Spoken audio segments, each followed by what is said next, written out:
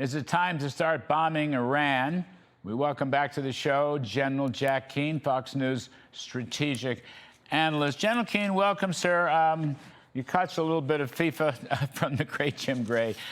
Sorry to keep you waiting, but that's the way TV sometimes is. So I read a couple days ago a very interesting interview. I think it was on Fox Digital.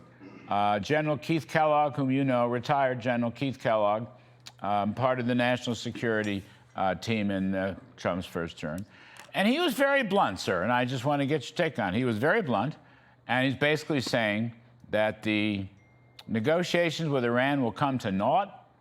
And in fact, already, Iranians have been hitting the Gulf of the Strait of Hormuz. They've been trying to hit our military base and other problems. They're not behaving in Bahrain. They're not behaving. That shouldn't be any surprise. They're doing the Ayatollah funeral now. Not only screaming death to America, but murder Donald Trump. So anyway, Keith Kellogg was very blunt about it. He says it's time for a second wave of bombing.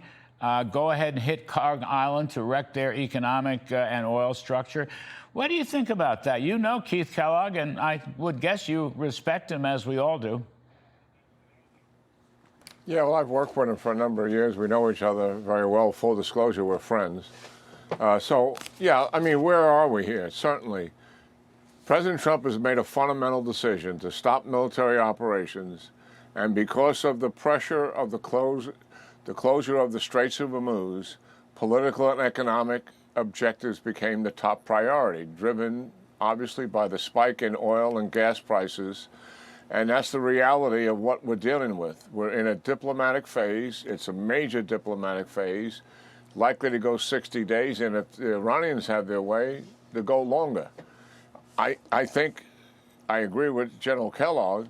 The evidence is pretty clear that the Iranians, as opposed to changing their behavior in terms of what the negotiators are saying, who are dealing with the Iranian negotiators, I don't doubt for a minute that those Iranian negotiators have those aspirations that things will change, or they are changing, but that's not who the decision makers are.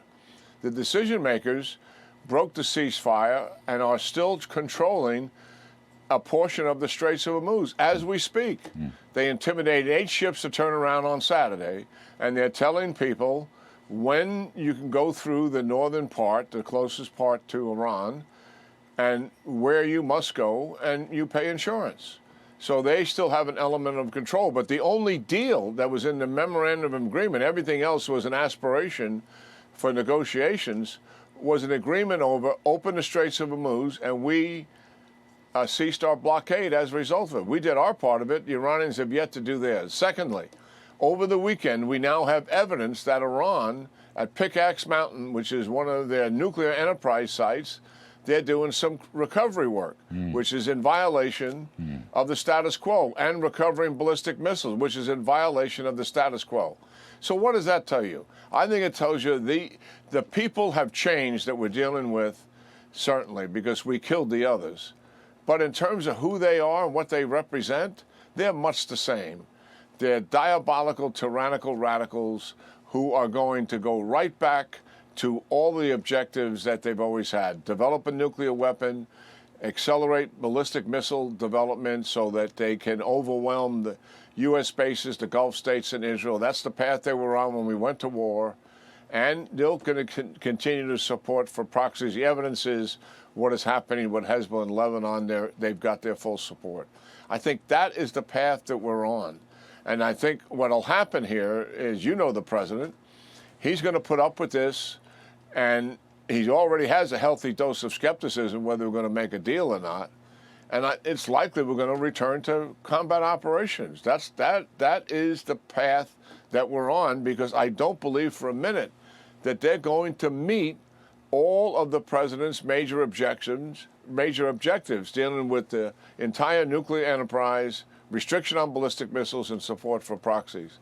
I doubt seriously they're going to meet those objectives. And then he's already told us what the alternative is. Well, you know, sir, yeah, I mean, he will allow this Iranian nonsense to occur until he doesn't.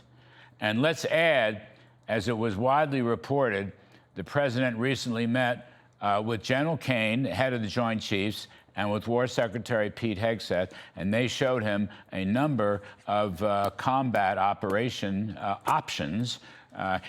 President apparently still is sticking to diplomacy, but it just seems like that ball is moving inside the administration, inside the Joint Chiefs, perhaps inside CENTCOM. They will be running out of patience before long. Yeah, there's no doubt about it. And the Iranians are driving much of this, as we can see. Look at the demonstration dealing with celebrating the life of the Supreme Leader. They started that on July 4th. Is that an accident? Of course not. They planned that. Right. They've got hundreds of thousands of people in the streets. And what are the people in the streets chanting? Death to America, death to Israel, death to Donald Trump, death to Netanyahu, reflecting, I think, what is really the attitude of the people in charge. Those are stooges out there that are working for this government. They have 300,000 to 400,000 people that are part of the IRGC infrastructure. They have no trouble getting those people out in the streets to demonstrate for them. Contrast that to what took place at the end of last year, when there were demonstrations by the other Iranian people in over 200 cities at the same time, literally millions of people on the streets over the economic woes that country had.